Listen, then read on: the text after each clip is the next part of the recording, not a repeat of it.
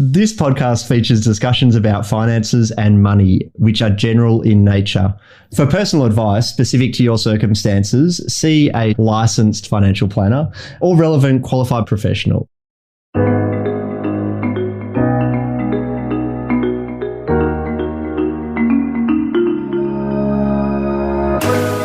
Hi folks, welcome along to another episode of Looking Under the Hood, where we are unpacking the money stuff. Today, we're talking about divorce. Now, I guess probably not divorce in the same sense that we've already spoken on this podcast, but more around the DIY divorce.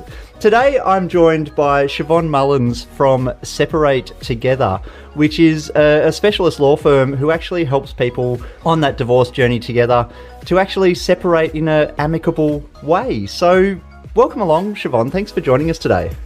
Oh God, thanks so much for having me, Scott. Great to be here.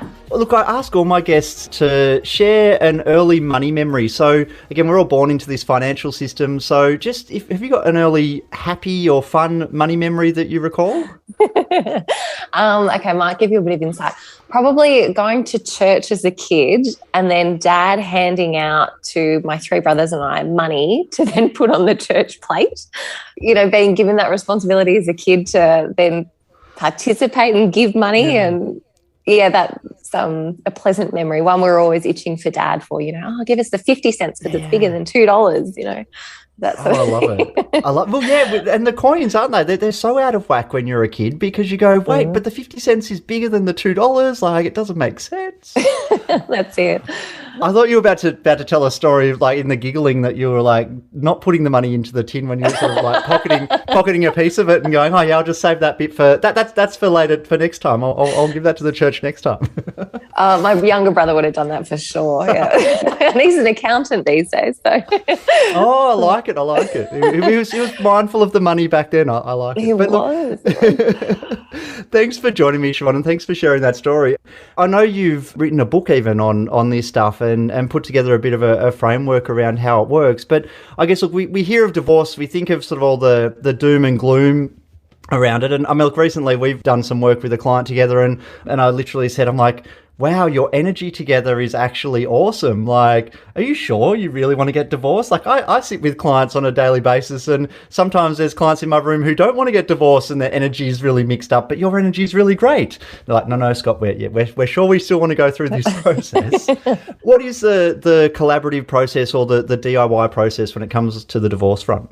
The collaborative principles, it's about people being camaraderies, in the sense that the situation is the adversary and the two of us tackling this problem together is, that teamwork approach is certainly the collaborativeness and just trying to achieve the best outcome for the entire family. So not thinking of, yourself as the individual, what's the best thing for me, but, that higher being.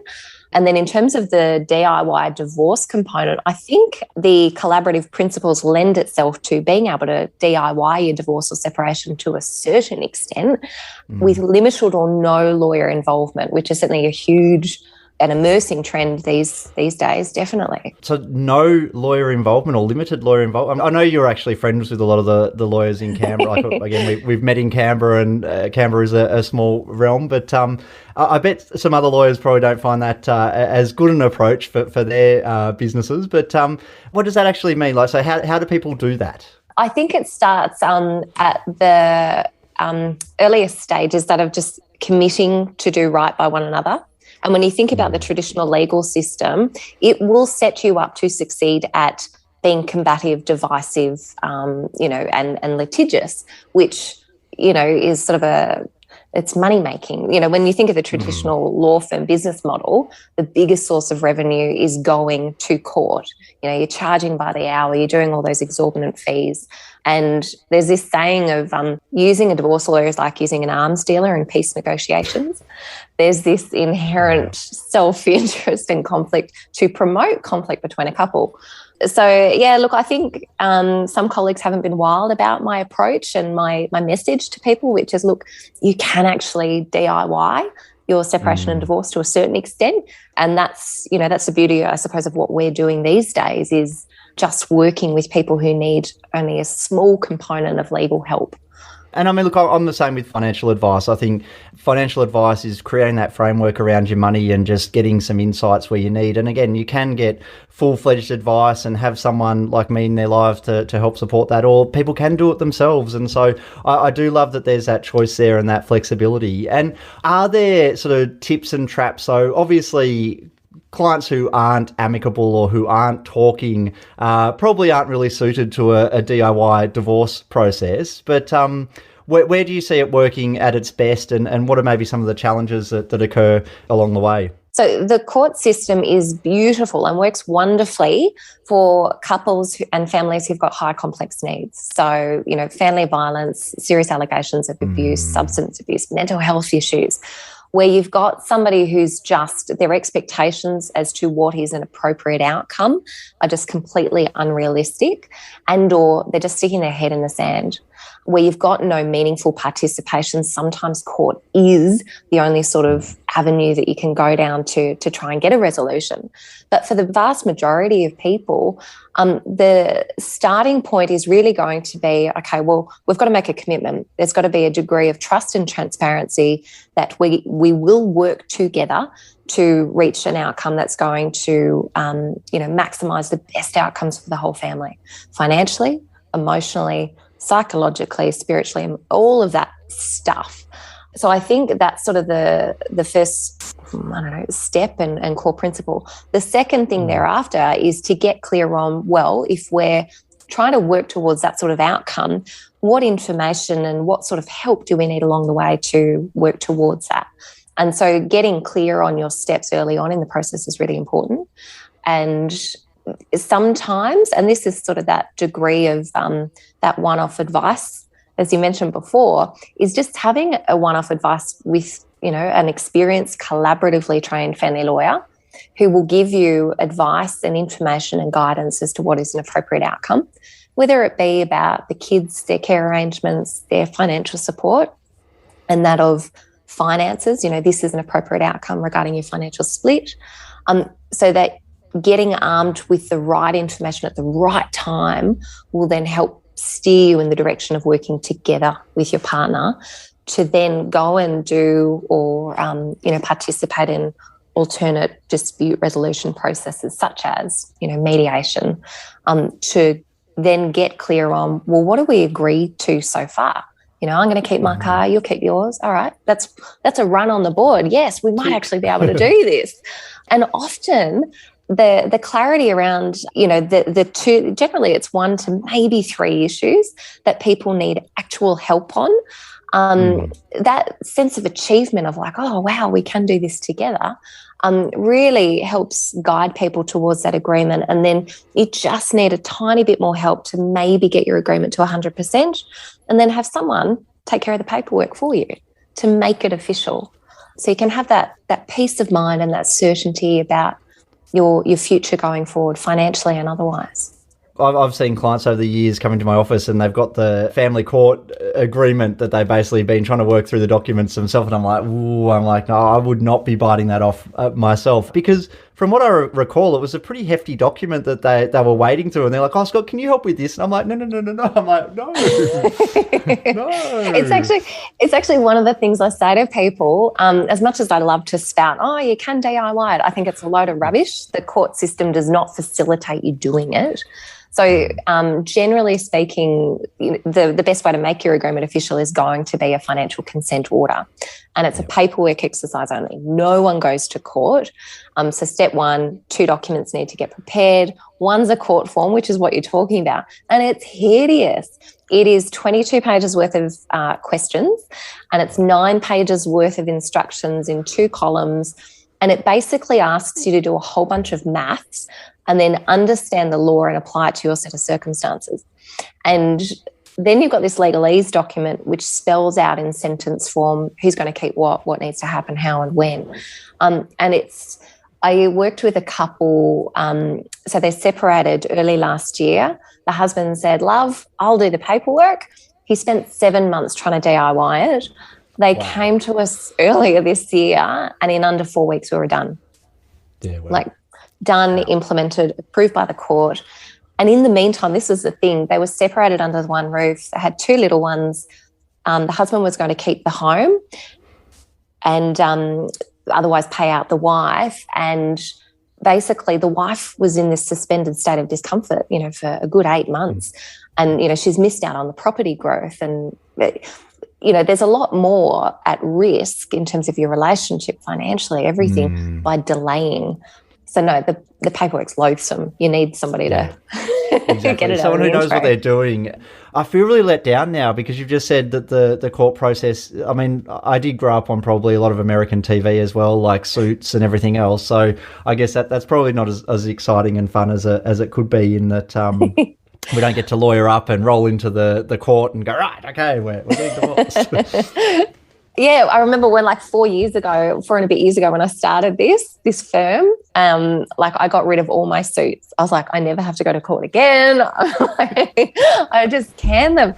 Yeah, there's such a good feel about, working in this beautiful space where that you're meaningfully helping people who are making life-changing decisions. So, and interestingly, actually, Scott, a few years ago, I created this whole document automation infrastructure so people could legitimately DIY their paperwork.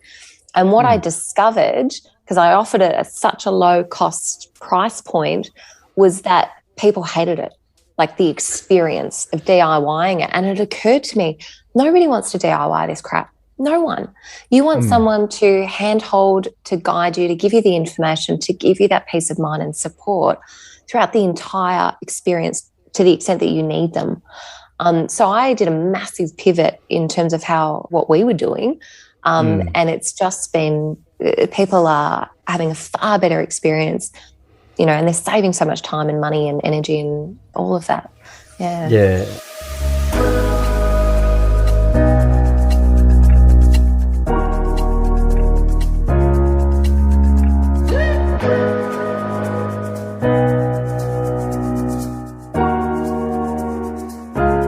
If people aren't lawyering up, does that mean that each party has to have a separate lawyer to sort of sign off on the agreements? Or if people are in agreement, does that just mean that they just sign the documents and away they go? How does that sort of work? Brilliant question. So a couple's financial separation agreement, if it's going to be approved by the court in a financial consent order, which is generally faster, cheaper, easier, it only has to do two things. It has to satisfy the legal fairness test, so fairness in inverted commas, and it's just got to, at some point in time, sever their financial ties.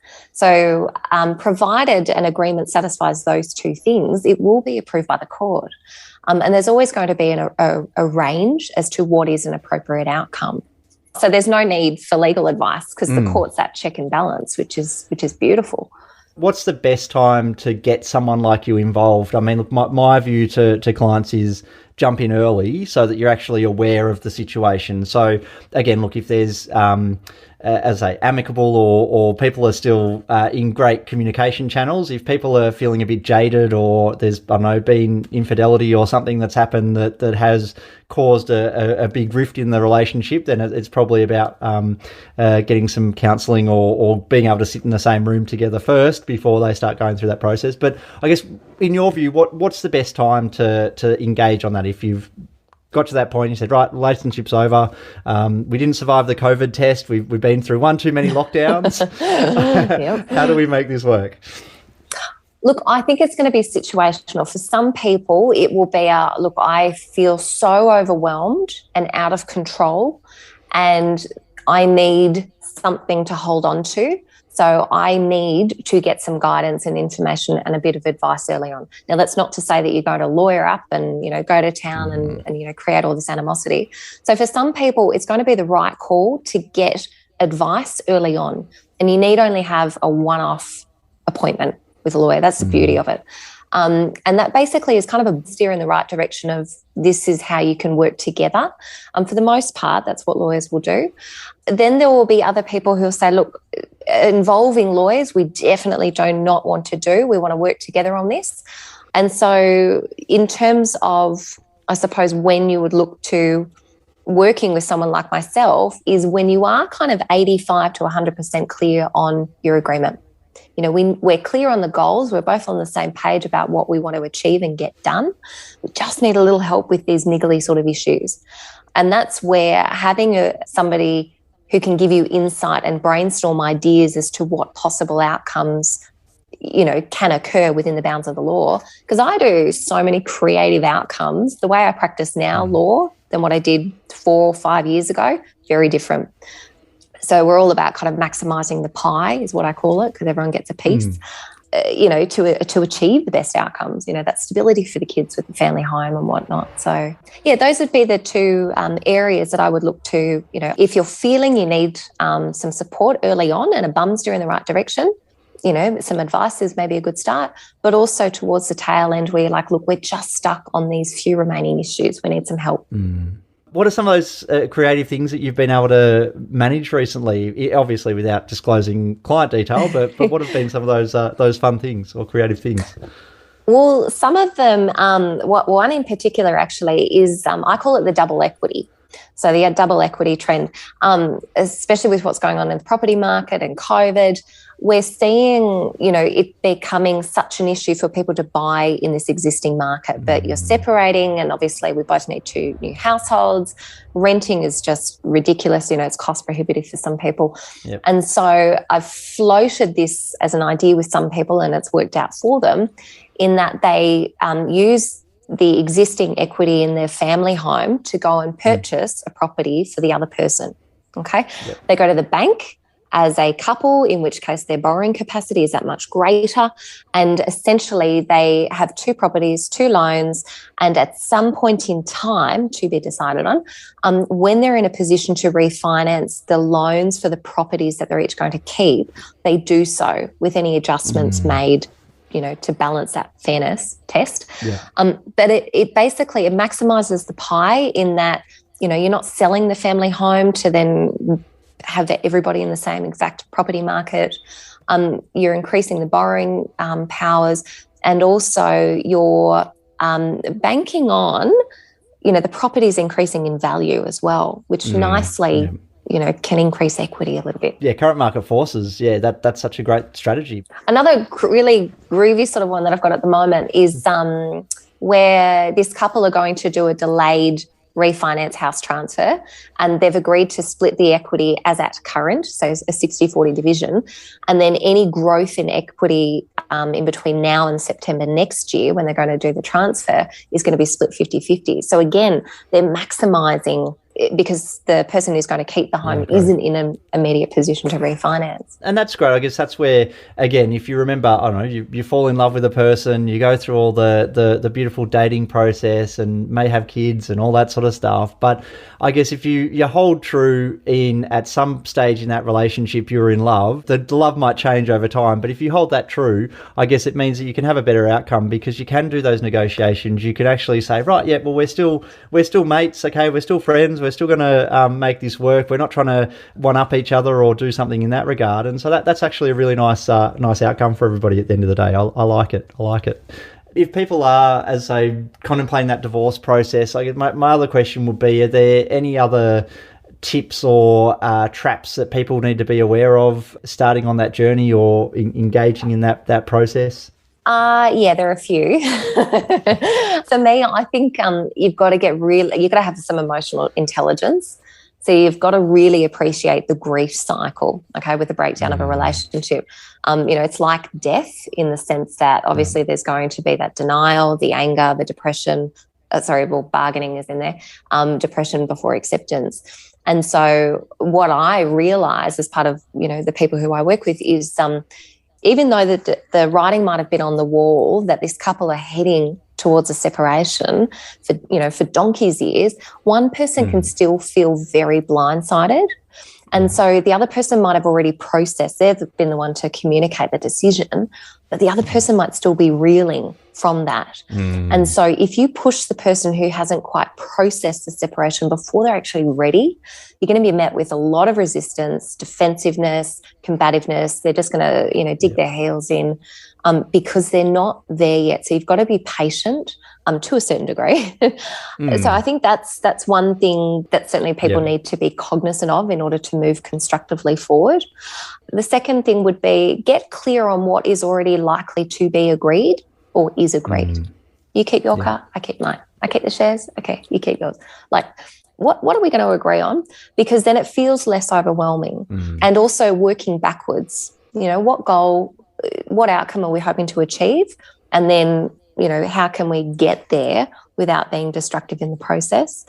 Yeah. Plus the commitment and the trust and transparency to a certain degree. You don't have to be best mates, but you've got to have a degree of communication, even if it's via email. Email's beautiful. I like email. Do you want me to tell you why? Why is that? Yeah. I was going to say, because you can't read into it, or it's clear and concise. I don't know. Okay, so text messages, right? Everybody has their phone on them all the time. And it's this form of instantaneous like control, or, I've got a message, I've got to respond, or, why haven't you responded? You have your mobile on you. Yeah. Whereas an email, right? It's an opportunity for you to sit down, draft something, sit on it, then send it and give the other person the opportunity to sit, reflect, digest, and then come back to you with a meaningful response. And whenever you're writing something, you've got to be very cognizant of what is this person going to hear, not what do I want to say and get off my chest. Yeah. It's how can I communicate in a way that they're going to understand and be receptive to my thinking. So that's why I like email. And then not be triggered by past conversations or engagements or whatever it might be as well. It's very complex, us human beings, aren't we? Yes.